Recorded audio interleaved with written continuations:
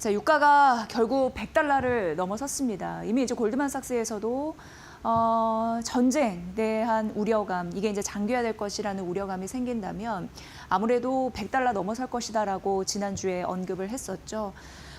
이유는 여러 가지입니다. 근데 크게 네 가지로 나눠서 말씀드리면 호르무즈 해협 같은 경우에는 전 세계 원유의 20%가 왔다 갔다 하다 보니까 굉장히 중요한 통로로 언급이 됐는데 그쪽에 통과하는 물량이 급감을 하고 있는 상황이고 정상 대비해서 10% 수준에 불과한 흐름들이 나타나고 있다라는 게 하나의 근거였고요.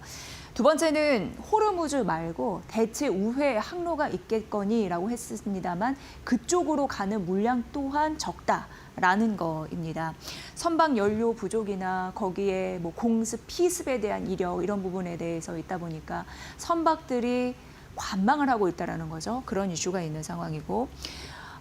미국 쪽에서는 그때 극약 처방으로 뭐 배를 에스코트하겠다라는 부분도 있었습니다만 사실상 이게 급한 대책이 아직 나오지 않고 있는 상황입니다. 트럼프 대통령은 이란 굴복하지 않으면 협상의 여지가 없다라고 하면서 유가가 튀어오르는 흐름들이 나타났었죠. 과연 이게 전쟁이 빠르게 종식될 수 있을까에 대한 우려감이 짙게 깔리면서 유가를 들어 올리는 흐름들 나타났습니다. 게다가 이러다 보니까 유가 관련해서는 수요 파괴 수준으로 아무래도 급등하지 않겠느냐라는 우려감, 이런 부분이 좀 팽배해 있는 상황인데요. 유가 모자라다 보니까 사재기한 흐름들, 그리고 비OECD 수출의 축소 이런 부분이 있다 보니까 그동안 갖고 있는 재고 고갈에 대한 우려감, 이런 부분이 있는 상황입니다. 전반적으로 별다른 진척사항 이런 부분을 느끼지 못하자 유가가 급등했고 우리 경제, 유가에 굉장히 중요한 요소인데 영향을 받고 있는 상황이고요. 그리고 전략 원유에 대한 저장고 같은 경우에도 이제 몇 주가 안 남은 그런 상황이잖아요. 근데 혹시 밸브를 잠그면 어쩌지라는 우려까지 있는 상황이다 보니까 유가 굉장히 민감하게 반응하고 있다는 점 말씀드립니다. 다음 페이지에서 만나보면요. 골드만삭스에서 이런 얘기를 했었거든요.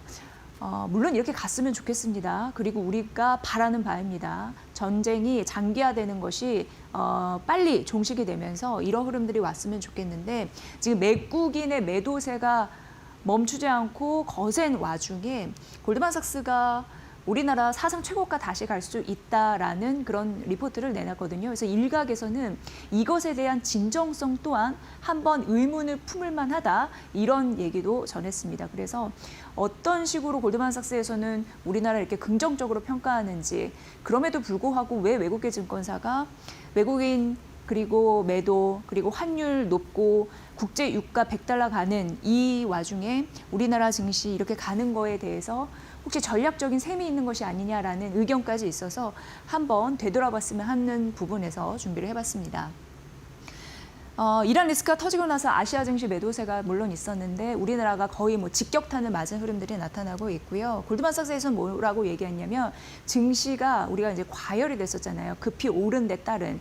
이거 보니까 작년 4월 이후에 176%, 그러니 이거를 한번 계산해 봤는데 장중 저점에서 그리고 고점을 계산한 거더라고요. 그게 한 177 정도였는데 그 정도로 이제 표기를 한 것 같습니다. 그런데 가파르게 쉬지 않고 올라왔기 때문에 증시 조정이 지금 나타나는 것이다. 이렇게 좀 얘기를 했습니다. 그래서 장기적으로 봤을 때 상승 추세가 훼손이 된 것은 아니고 그렇기 때문에 이렇게 떨어졌을 때 20% 급락 괜찮고 떨어졌을 때 매수 기회로 활용해야 된다라는 전략을 얘기를 했습니다.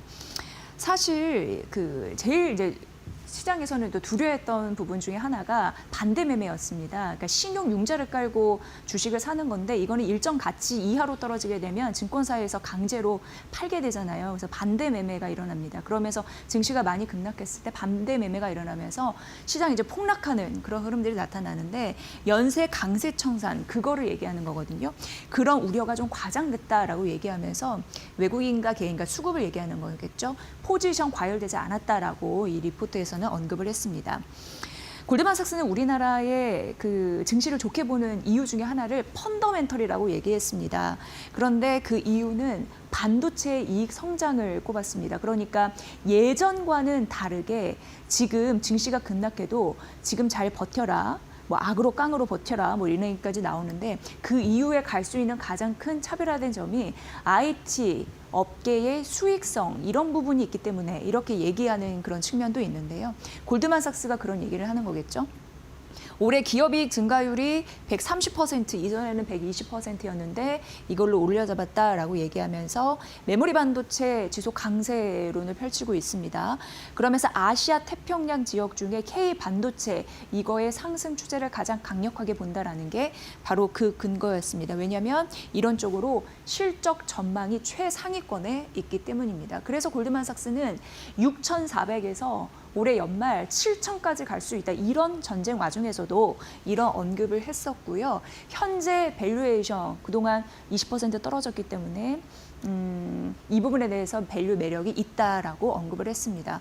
우리나라 증시가 예전에 급락했던 적이 좀 있었죠. 예를 들어서 9.11 테러 마이너스 12%였습니다. 금융위기 마이너스 12였습니다. 코로나19 때 마이너스 8% 급락을 했습니다.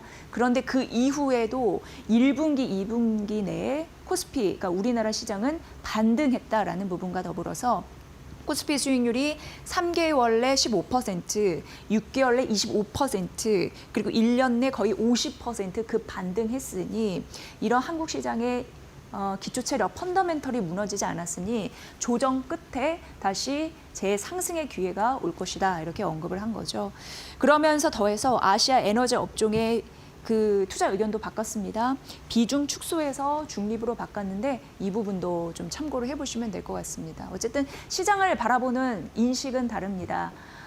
좋게 보시는 분들도 있고 좋지 않게 보시는 분들도 있고 골드만삭스가 코스피 다시 7천으로 올렸대 더 올렸대 이런 와중에서도 이렇게 생각하시면서 지금 저가 매수 기회로 보시는 분이 있는가 하면 이런 의도적인 전략이 있지 않겠느냐, 그 배경을 또 봐야 된다, 이런 분석들도 있어서 같이 좀 생각해 보직한 그런 부분이 있기 때문에 가져와 봤습니다.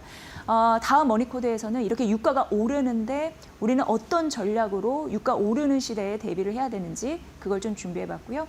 현재 한 10시 8분 지나고 있습니다. 시장 상황 보고 나서 머니코드 이어가겠습니다. 김유진 캐스터 받아주세요.